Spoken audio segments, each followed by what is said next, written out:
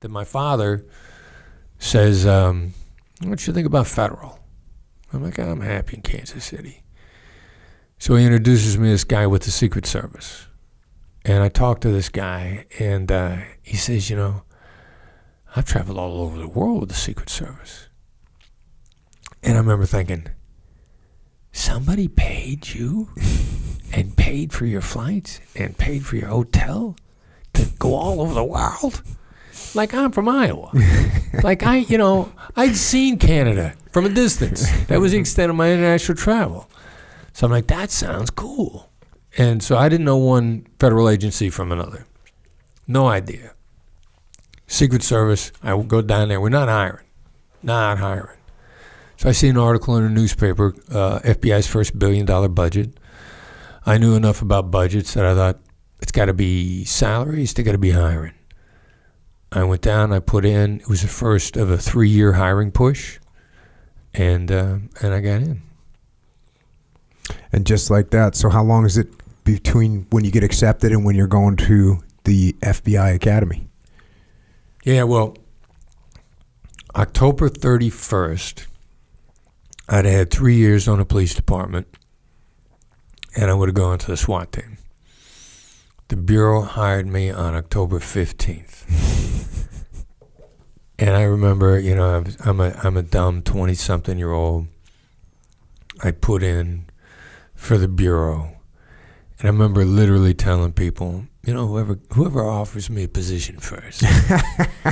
SWAT team comes, I'm going with the SWAT team. The Bureau comes, I'm going with the Bureau.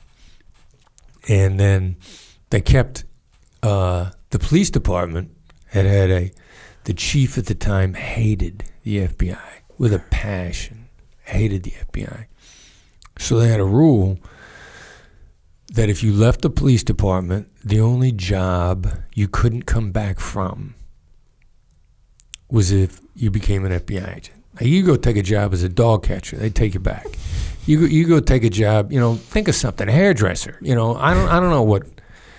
But the only job, and in my exit interview, they literally told me, they said, you understand you can never come back if you join the Bureau. I'm like, well, it's not my intention to come back. But so consequently, I had to keep my application a secret till it was in the final stages. They couldn't go interview any of my commanders until they were sure that they were going to hire me at the last minute. And, that led, I was still a mouthy 20-something, so that led to a couple of problems as I was leaving the police department. What's the beef? Where's the beef? Did this guy have a specific beef with the FBI? Was it like a case where the feds came in, like straight out of a movie? He had jurisdiction, been seen talking on the street with ladies of the evening. And that... a couple of Bureau guys spotted him on the street with these ladies of the evening on the way to a meeting.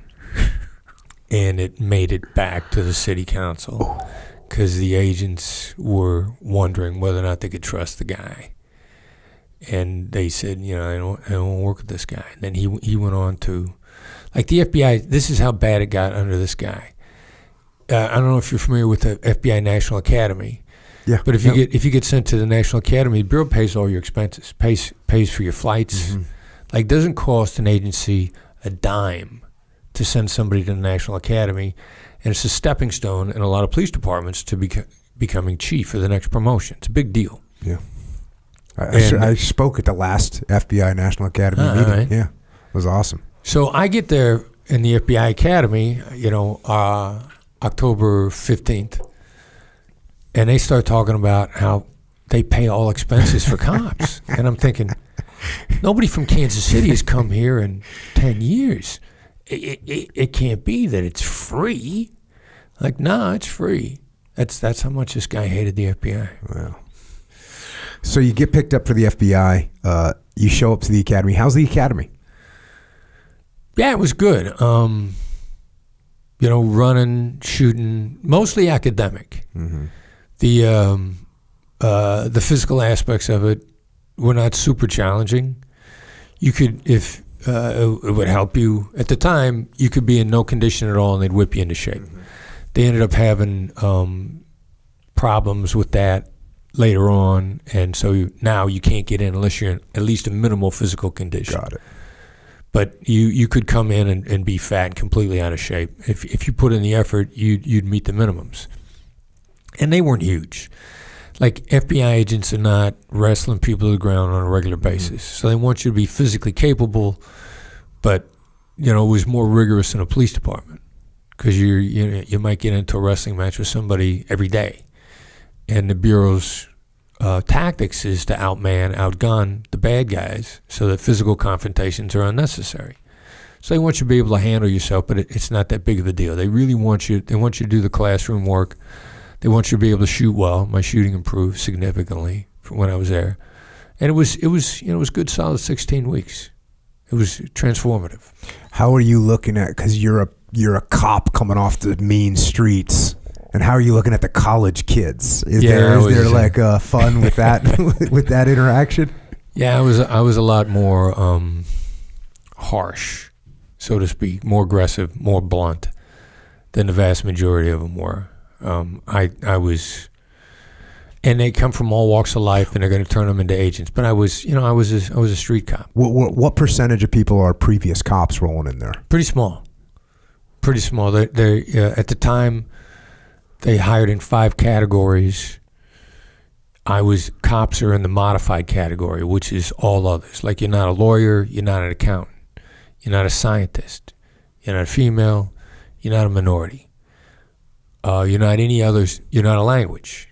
You're not already fluent. Got it. So everybody else goes into a large category, modified, and it's a more competitive. Theoretically, it's just more people there. And I was modified, so not that many cops. Was there any? Did you have any challenges when you were there? Was anything hard for you? No, I don't think so. Nothing there then. I mean, I was already in decent condition, took care of myself pretty well. I could study when I felt like it, and I already knew how to shoot. Do people get kicked out of the academy? Like, what percentage of people make it through? I mean, they got a good screening program, so I'm sure it's not that many. Nah, yeah, it's even better now. And no, not that many did.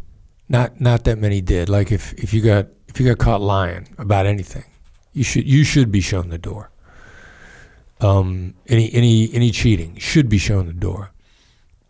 They had a problem with physical conditioning, because they would enforce the physical conditioning rules in the academy, but then not once you join. We're actually in a field office as an agent, and somebody brought up, well, if legally you're full FBI agents from the moment you walk in the door, you shouldn't get fired from the academy on something you won't get fired from if you're in a field office. And you shouldn't be fat and out of shape in a field office. They just weren't firing people for that. Mm-hmm. So they just raised the physical minimums to get in the door. Are you, when you're there, so is everyone getting trained just to be an agent? Yeah. And do you go to specialty training after that? So if I'm an accountant and they think I'm going to be looking at tax fraud, do I go there, I become an agent, and then I go to an advanced school to be, a tax fraud guy? Pretty much, exactly, yeah. The theory then, and I think it still holds pretty true now, like, be an FBI agent first, specialize afterwards. We got to make sure that you understand how to be a generalist before you follow your bliss, for lack of a better term. Mm-hmm. Like, somebody's breaking a law on every cool thing you could think of. Like, if you were into collecting postage stamps, somebody's engaged in an active criminal enterprise, making money from counterfeit postage. Like, it didn't matter. So the cool thing about the FBI is that ultimately, if you take your time, you can have the best time investigating crimes around stuff you're really interested in. But if I speak Spanish or I speak Russian, are they going to throw me into an assignment where this is my main gig as soon as I get done? Spanish guys, for a while, everybody had to, if you got hired in the Spanish program, everybody was going to have to do a stint in Puerto Rico. Mm-hmm. those were the only ones at the time. Puerto Rico's bureau's got its hands full in Puerto Rico.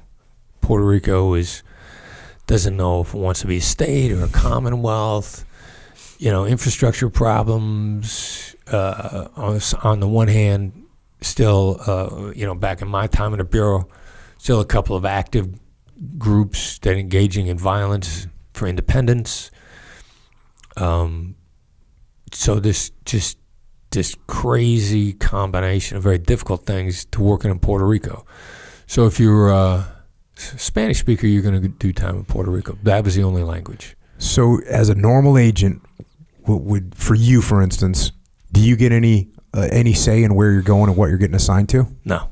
They're just going to give you what they're going to give you? Not then. Then the Bureau's policy, which made complete sense, like starting your life over as an FBI agent is a big jump. And the easiest way effectively is to go in a witness security program. It's a complete new identity, no ties to your old identity at all. Because it's the easiest way to become an FBI agent. Like nobody, you're not around people you went to high school with. You're not around your neighbors. You're not even around family. Oh, so you're saying not literally, like it's witness protection, but they take you and they're not going to send you back to where you're from. Right. They're going to send you to some other city so you don't have to run into the people you used to know. You're going to be, right. It's a new life. That was back then. Now, the problem with that, it was very expensive. I'm in Kansas City. They send me to Pittsburgh for 2 years. They get me ready to go into one of the major offices. Is this what they actually did with you? Yeah. So this is your first assignment is Pittsburgh. 2 years in Pittsburgh. You get some kind of a special assignment, like you're going to be working gang, you're going to be working drug, or are you just working? Most offices start you out working applicants because you got to get used to landing credentials on somebody in a low stress environment. So if you're doing a background investigation, you're walking into a bank because somebody that used to work in a bank wants to become an agent or something else where the background's required. Jeez, that's not the rush you were looking for, was it? It's a little slow to start out with, but the first couple of times, these crazy things where you hold your creds up in front of somebody, you gotta get used to that.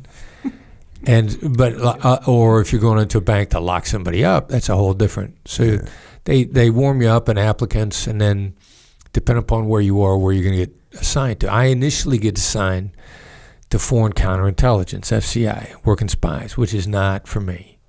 Again, that's slow, meticulous work. And so within the rules, now I'm scheming on how to get out of there.